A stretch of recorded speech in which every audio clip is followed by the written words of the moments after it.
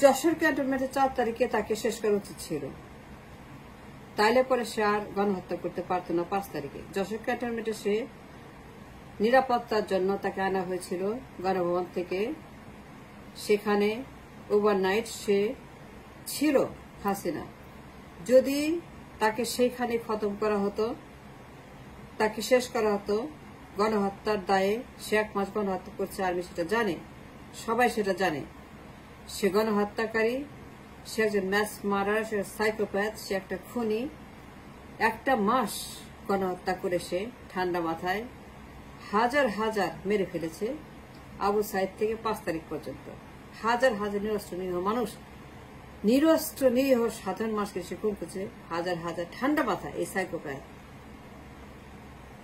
4 তারিখ রাতে যদি যশোর ক্যান্টনমেন্টে তাদের মতো করে তাকে নিউট্রাল করত, শেষ করত, বঙ্গোপসাগরে বস্তার মধ্যে ভরে দইতে বেঁধে যা যা করার সব করত, যা করলে পরে সেটা ঠিক মতো করা যায়। তাকে ধরে একদম পয়েন্ট ব্ল্যাঙ্কে পা থেকে মাথা পর্যন্ত যা করা সেটা করে, আর্মি জানে, র্যাব জানে, পুলিশ জানে সে গণহত্যাকারী। 1 মাস ঠান্ডা মাথায় সে হাজার হাজার নিরস্ত্র নিরীহ ছাত্র জনতাকে কোল্ড ব্লাডে খুন করেছে ক্ষমতার জন্য, ক্ষমতা থাকার জন্য। ক্ষমতা ছাড়বে না, শুধু ক্ষমতা, জাস্ট ফর ক্ষমতা, অ্যাবসলিউট ক্ষমতা। পদত্যাগ করবে না, পদত্যাগ করবে না, কিছুতেই পদত্যাগ করবে না, কিছুতেই ক্ষমতা, কিছুতেই সে গণমত ছাড়বে না।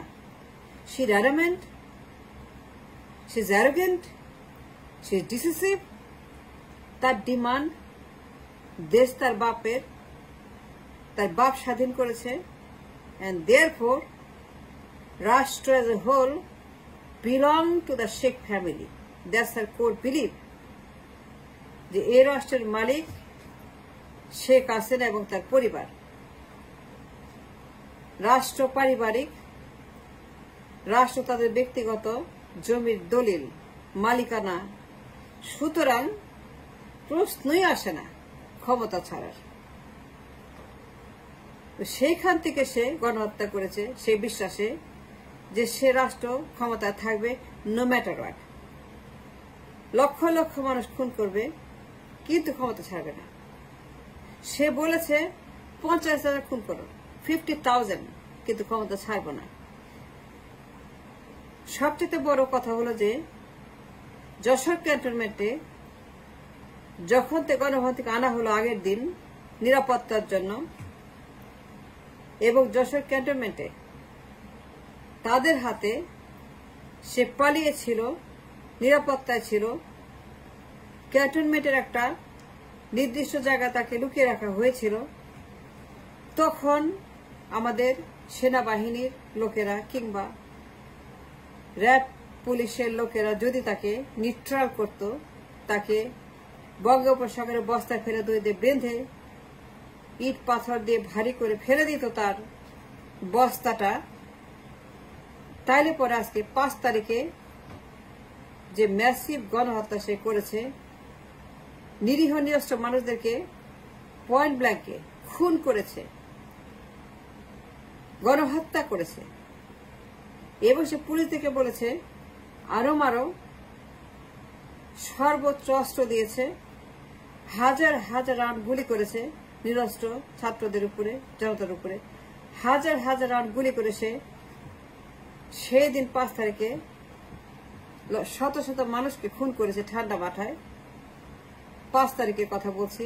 4 তারিখে যদি on the other hand, on the contrary, বরং যদি 5 তারিখের বদলে 4 তারিখে তাকে কারবার করে ফেলত, শেষ করে ফেলত, বঙ্গোপসাগরে নিক্ষেপ করত বস্তার মধ্যে, তাহলে পরে 5 তারিখে 400-500 মানুষ বেঁচে থাকত। 400-500 মানুষকে মরতে হতো না। 400-500 পরিবার, 400-500 মূল্যবান জীবন, ইয়াং পিপল, ছাত্র, যাদের বয়স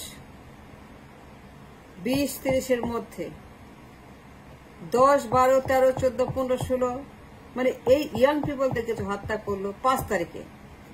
5 তারিখের গণহত্যার সুযোগ সে পাইত না যদি 4 তারিখে যশোর ক্যান্টনমেন্টের সেনাবাহিনীর লোকেরা দায়িত্ব পালন করত।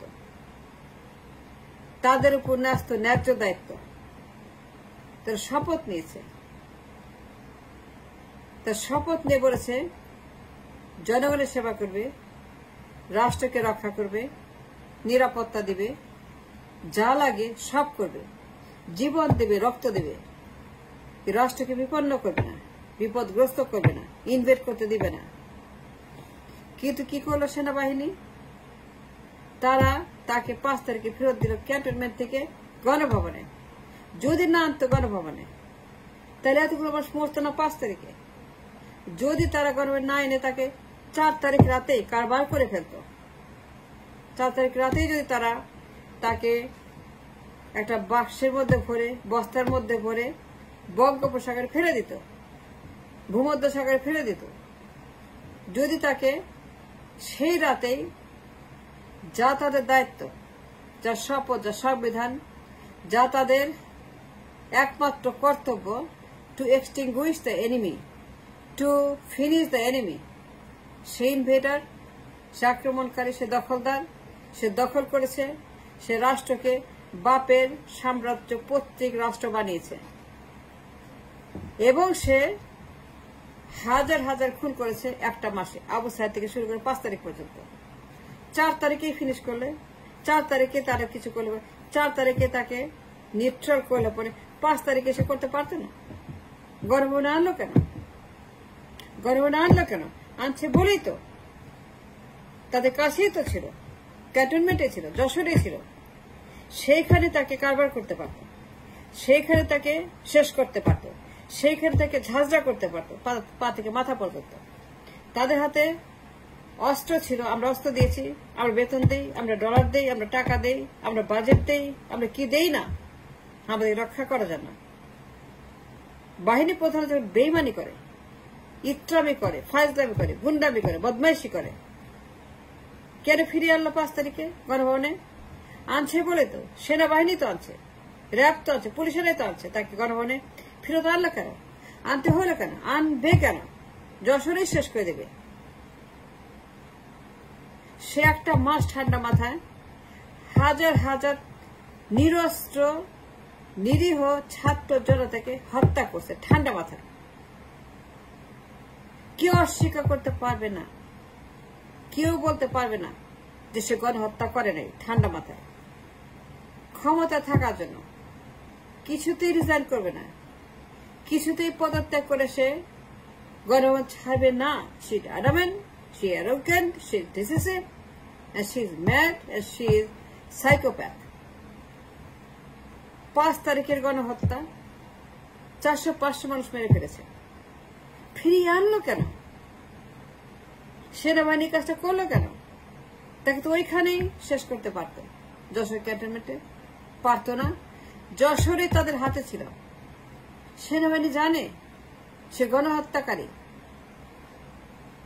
সে একটা সাইকোপ্যাথ যে বোতলের উপর থাকে, খালি বোতল আর বোতল আর বোতল, বোতল আর নিষিদ্ধ মেডিসিন আর প্রেসক্রিপশন মেডিসিন আর নার্কোটিক্স, খালি বোতল না নার্কোটিক্স আর নিষিদ্ধ ওষুধ, যে পাগল হয়ে গেছে ক্ষমতা যেন, উন্মাদ।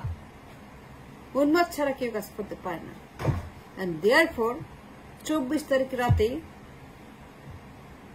তারিখ রাতে ক্যান্টনমেন্টে তাদের উচিত ছিল